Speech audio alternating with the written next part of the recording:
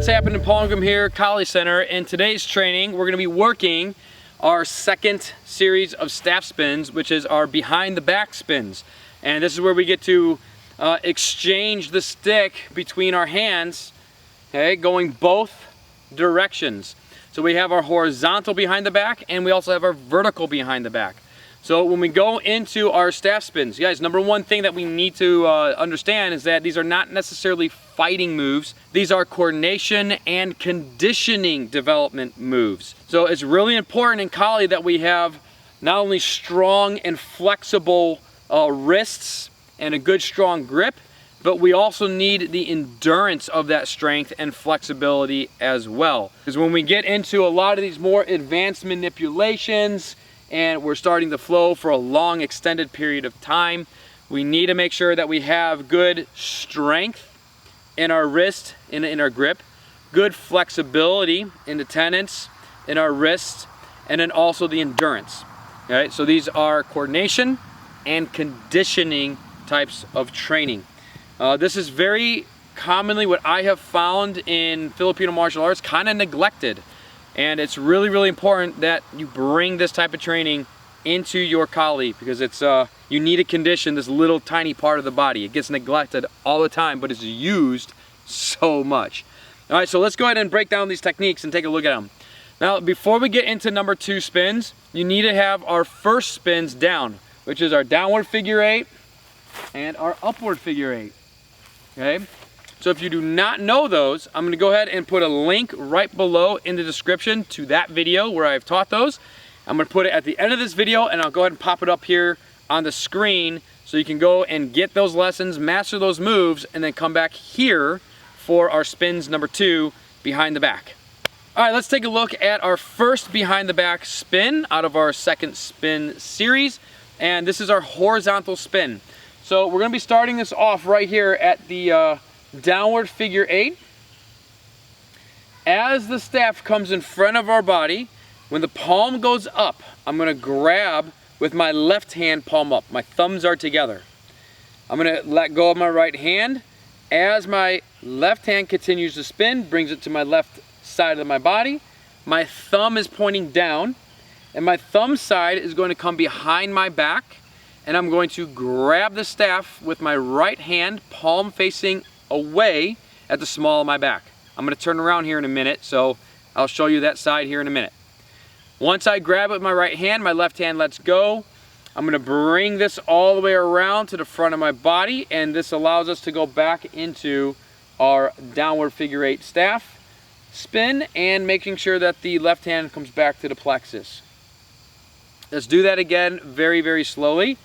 So as it passes in front of my body, palm up, I catch it with my left hand, I exchange it.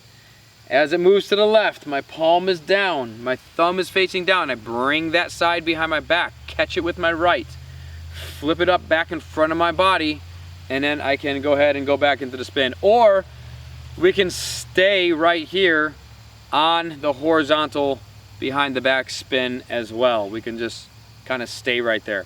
Okay, let me go ahead and show you this from behind the back. So from here, we are in our downward figure 8. Exchange it in front of the body. Pass it to the left. Thumb is down. Comes behind. Notice that's the small of my back. Exchange it. Bring it forward to the front. And then we're in that downward figure 8 once again. Okay. Pass in front. Bring it behind. Pass it behind. And we're back. Okay, or again, you can kind of stay there and just work this out, just repping that same spin out over and over and over again. The second behind the back spin is going to kick it off from the other side, off of that right hand, and it's going to go behind on the right hand side. And this is going to be our vertical behind the back spin. So we can start it off again just the same right here. We got the downward figure 8. This time, as it goes behind me, I'm going to flip it up. My hand is going to be, my right hand is vertical, my left hand is on top. Right here. So that's how I'm going to catch it. Okay, let me show you that again from this side. I'm spinning. It passes behind the back. Right hand is up, left hand is on top, and I catch it.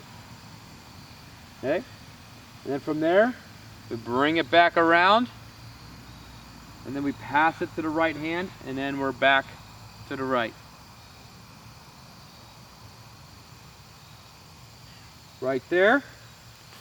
Okay? Let's take a look at it from this side. What's going on in the front? We pass it. And then right here, we're going to catch it. Left hand up again, right in front of our body. And then we're back into the downward figure 8 on the right hand side. So I bring it behind. My left hand should already be there.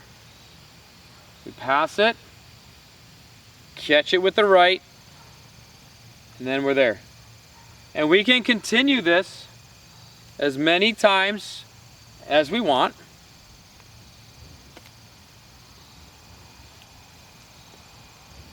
Okay?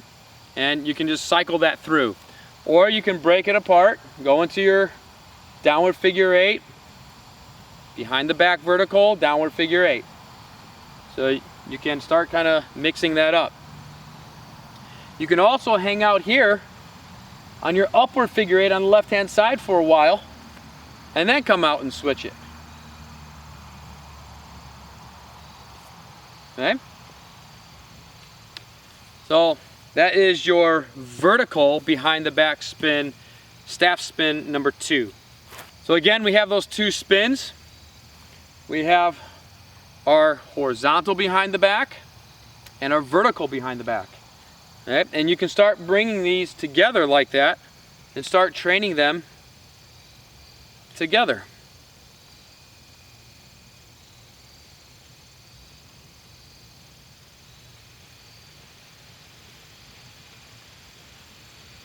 And it's really good for your wrist conditioning, to get that sensitivity on the weapon, get that good sensitivity in your grip.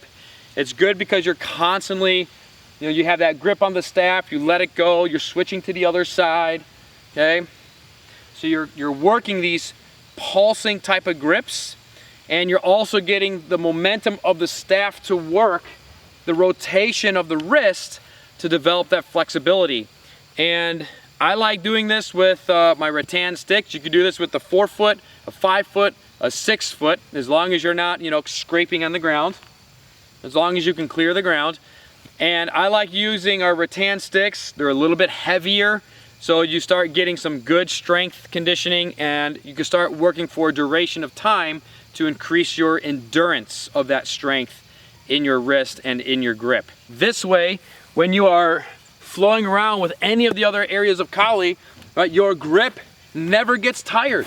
You never have to worry about your wrist getting strained from not having the flexibility or anything like that. Okay? So it is a great coordination and conditioning training to do for your body. Plus, it's a whole lot of fun, and you could actually get a really good workout with it once you really get it going.